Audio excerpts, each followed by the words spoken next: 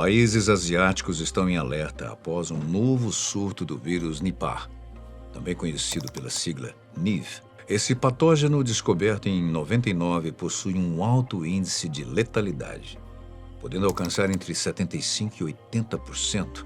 E, segundo os estudos, é transmitido principalmente por morcegos infectados da espécie Pteropus, a famosa raposa voadora.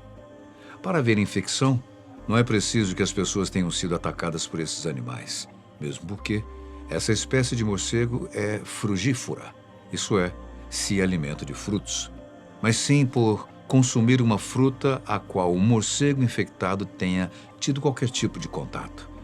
Além disso, outra forma de contrair vírus é comendo morcego. Pois é.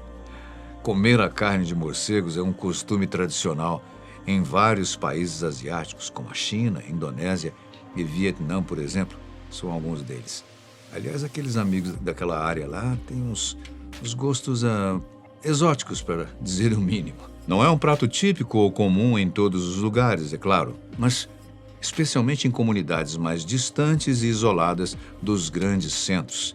É mais comum. Outro meio de contaminação humana são as criações livres de suínos. Os porcos, por consumirem tudo que vem à frente, já que são onívoros como nós, humanos, podem facilmente se contaminar e passar o vírus adiante, ou por meio do contato com humanos, pelo consumo da sua carne. Aliás, não é à toa que a carne suína é uma das que mais exigem atenção, devendo ser limpa durante o seu preparo e não ser consumida antes do ponto. O pior não é isso, uma vez que há outro vetor que torna a contaminação ainda mais possível. Um ser humano pode contaminar outro, como qualquer gripe ou o Covid-19. A preocupação em relação a isso é tão grande que a Tailândia, um dos poucos países que não registrou nenhum caso até agora, tomou todas as precauções e regras da época da pandemia do Covid. O medo é que o Nipah se torne pandêmico, o que seria desastroso, especialmente no cenário caótico em que o mundo se encontra desde o último evento virótico, ou seja, Covid. Os principais aeroportos dos países onde o surto está mais evidente já operam com protocolos de segurança máxima. Todos os passageiros são devidamente interrogados e devem passar por sistemas de desinfecção, como aconteceu em vários aeroportos, rodoviárias e ferroviárias na última pandemia. Nesse cenário, o uso de máscara, álcool e até mesmo monitoramento de sintomas em viajantes estão sendo aplicados. Todo aquele protocolo que a gente já conhece. Aeroportos de outros países devem estender os seus protocolos de segurança como prevenção. O estado indiano de Bengala Ocidental registrou os primeiros 5 casos do vírus, todos em humanos. No início de janeiro de 2026, 2 profissionais da saúde foram infectados a partir de pacientes. Um desses profissionais está em coma, enquanto o outro em observação. Devido a isso, cerca de 110 pessoas foram colocadas em quarentena compulsoriamente. Entre 2001 e 2024, ao menos 245 pessoas morreram em decorrência desse vírus. Assim como o Covid-19, os sintomas do NIV começam com uma gripe comum, mas em 2 dias ela já está com febre alta e, com o diagnóstico errado, pode evoluir para infecções respiratórias graves e até encefalite, que é quando ocorre o inchaço do cérebro. Se o prognóstico for feito tardiamente, o paciente pode entrar em coma e morrer. O potencial letal do vírus é muito alto. A cada 100 pessoas, 75 a 80 podem vir a óbito se infectadas. O que tem causado uma preocupação muito grande entre as autoridades e a comunidade é que o vírus ainda não possui anticorpos e, consequentemente, não há cura para quem for infectado. Há somente procedimentos básicos para evitar a sua evolução, principalmente o contágio. O alerta não deve ficar restrito somente aos países asiáticos. A Europa, um continente para o qual muitos asiáticos costumam migrar, já começa a se precaver. E até o momento não há alertas emitidos por países da América do Sul e Central. Os Estados Unidos, talvez o destino mais procurado por estrangeiros no mundo todo, tem barrado a entrada de imigrantes e dificultado bastante o ingresso de turistas em seu país. E agora, com esse surto do Nive na Ásia, é certo que irão fechar ainda mais o cerco. Mas você deve estar se perguntando, e o que já se sabe sobre o Nive, André? Bom, o vírus infecta o organismo humano por meio de glicoproteínas que, ligadas a determinados receptores naturais do corpo, afetam negativamente tecidos como cérebro, pulmões e músculos lisos, deteriorando as células. A essa altura, já não se conta com remédios, somente com o coma induzido, fármacos pesados e esperança. A infecção inicia-se com os sintomas gripais mais comuns já conhecidos, progredindo para a encefalite em pelo menos 50% dos casos, com risco de coma e morte em 75% dos pacientes. O período de incubação varia de 4 a 14 dias, podendo chegar a 45. O Nipah tem uma sobrevida variada, dependendo do meio em que se encontra. Em suco de frutas ou em mangas, por exemplo, ele sobrevive por até 3 dias. Na seiva da palmeira, ele chega a 7. Na urina de morcegos, cerca de 18 horas.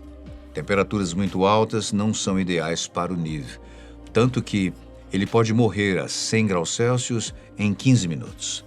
Mas há outras ações que inibem ou eliminam boa parte deles. Sabões ou desinfetantes com hipoclorito de sódio. É bom lembrar que, entre humanos, o contágio se dá por contato próximo com secreções respiratórias, saliva ou fluidos de pessoas infectadas.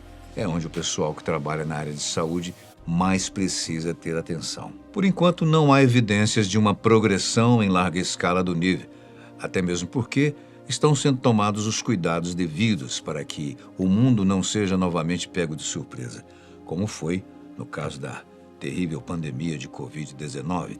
E para relembrar e tentar nos cuidarmos ainda mais, a pandemia de Covid-19 causou cerca de 7 milhões de mortes oficiais, só oficiais, no mundo. E como se isso não fosse bastante, gerou impactos profundos na economia global, sobrecarga de sistemas de saúde e sequelas psicológicas como depressão e ansiedade decorrentes do isolamento social e luto coletivo, como nós, infelizmente, ainda lembramos. O confinamento prolongado intensificou a solidão, a violência doméstica, o desemprego e transtornos mentais, afetando especialmente famílias com perdas múltiplas e interrupção de rituais funerários. As pessoas não podiam nem mesmo velar ou acompanhar o sepultamento dos seus entes queridos. As consequências foram globais. Houve sobrecarga hospitalar que precisou reduzir os atendimentos a outras doenças para que os casos de Covid tivessem prioridade. Isso causou fadiga crônica e problemas neurológicos, até mesmo em quem estava lá trabalhando pela saúde. Economicamente, os países sofreram sérias recessões. Muitos precisaram de ajuda humanitária e outros declararam calamidade pública que durou muito tempo.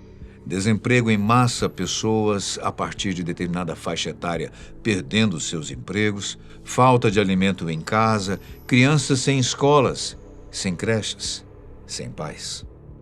Só no Brasil, em 2020 e 2021, foram registradas oficialmente 40 mil crianças órfãs da pandemia. O mundo pedia socorro, literalmente. Outras consequências sérias abateram-se sobre a humanidade. O isolamento social gerou desesperança, irritabilidade e lutos não elaborados, com aumento de e abuso de substâncias, segundo noticiou a National Geographic em 2022. Agora, vírus como o Nipah, o H5N1, da gripe aviária, e o Mpox deixam o mundo em alerta justamente por serem de alto potencial pandêmico e com taxas de letalidade consideradas altas, e não é à toa. Se tomarmos como exemplo nossa última experiência, como acabei de falar, é realmente assustador. O mundo não suporta outra pandemia tão letal quanto foi a do Covid-19. Bem, e o que podemos fazer diante de tudo isso? Lembra-se daquele costume já deixado de lado em carregar o seu álcool em gel para todos os lugares que for? Estar com a higiene atualizada? Então, Achamos que é hora, aliás, não deveríamos jamais deixar esse costume para trás, de nos acostumarmos novamente a cuidarmos mais da higiene mais simples de todas, que é lavar as mãos. Todo cuidado é pouco, como nós já sabemos.